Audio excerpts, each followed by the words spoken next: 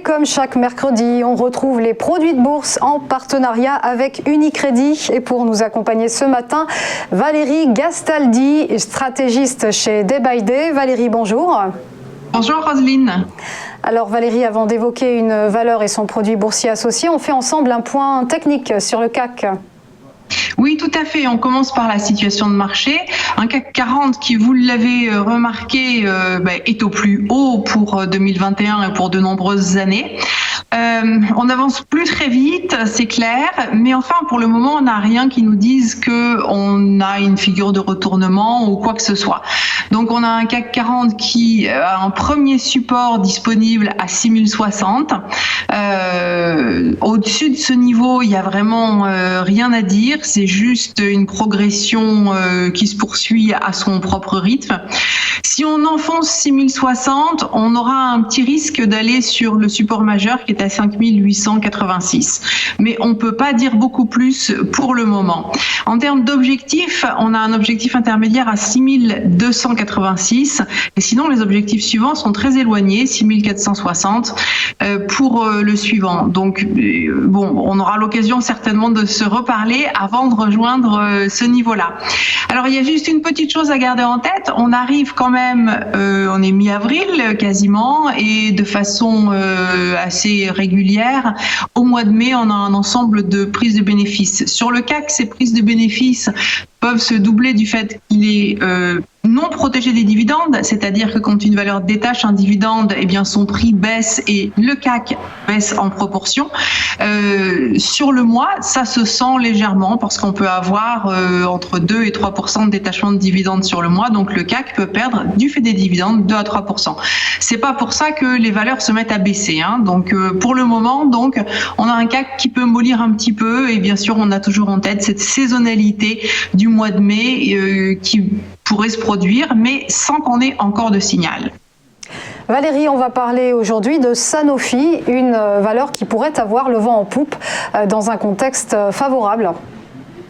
Oui, voilà. Donc dans ce contexte où tout le monde peut se mettre à penser au fait que mois de mai, il y aurait peut-être un risque que le marché corrige. Eh bien, il est possible que les valeurs défensives et notamment les valeurs de la santé en bénéficient un petit peu, que les gens veuillent avoir un portefeuille un petit peu plus conservateur avec un petit peu moins de risques. Alors quand on regarde Sanofi sur 5 ans, on voit que globalement Sanofi monte, mais ce qui s'est passé depuis un an n'est pas particulièrement clair. Alors je vous propose un truc d'analyse, c'est que quand on a un petit peu de mal à savoir si ça monte, si ça baisse, si c'est juste dans une tendance latérale, eh bien regardez les cours de clôture, ça simplifie les choses et donc ça aide à mieux comprendre. Alors là, on a le même graphique, mais uniquement en cours de clôture hebdomadaire. J'ai mis des petits traits verts sous chacun des creux significatifs. On en a en 2018, en 2019, en 2020, en 2021. Et en fait, chacun de ces creux est plus haut que le précédent. Donc ça, c'est déjà une première information qui est intéressante, c'est qu'on a bien une tendance depuis 2018 au moins qui est haussière. Et ce que l'on a eu, c'est qu'en 2020, on a eu toute une série de sommets qui sont soulignés de petits traits rouges à droite, toute une série de sommets qui ont été de plus en plus bas. Donc on a développé une tendance baissière plus courte au sein d'une tendance haussière longue. Alors la question, c'est bien entendu de savoir si cette tendance haussière de long terme est sur le point de reprendre à la hausse ou non. Alors quand on regarde les cours de clôture, on voit que le récent sommet de la semaine dernière a très nettement franchi le précédent creux, c'est-à-dire que la tendance baissière que l'on avait depuis le mois de mai de l'année dernière a été interrompue et qu'on est en train d'établir quelque chose qui pourrait devenir haussier. Donc voyons de plus près, c'est-à-dire sur un graphique en données quotidiennes, sur un an, là, ce qui s'est passé. Vous voyez que ça redevient un petit peu plus compliqué à lire dès qu'on met les barres, hein. Donc d'où l'avantage de regarder régulièrement ces cours de clôture. Alors, ce que l'on a eu, c'est qu'au mois de mars, on a eu une belle accélération de Sanofi, mais cette accélération, elle a fait suite à 3 tentatives fin octobre et puis décembre et puis à nouveau fin février, on a eu 3 creux qui ont été à peine plus bas les uns que les autres. Le marché a essayé de pousser plus bas, mais à chaque fois, il a été tenu en échec par des acheteurs qui, autour de 76 € sont revenus.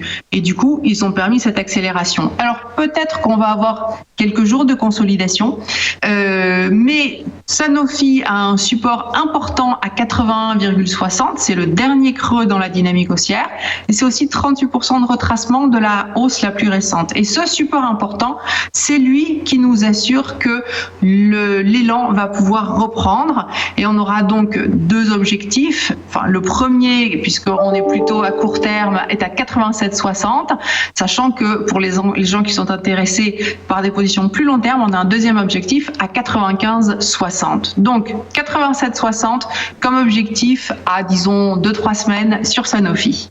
Et donc quel produit de bourse associé à votre scénario ?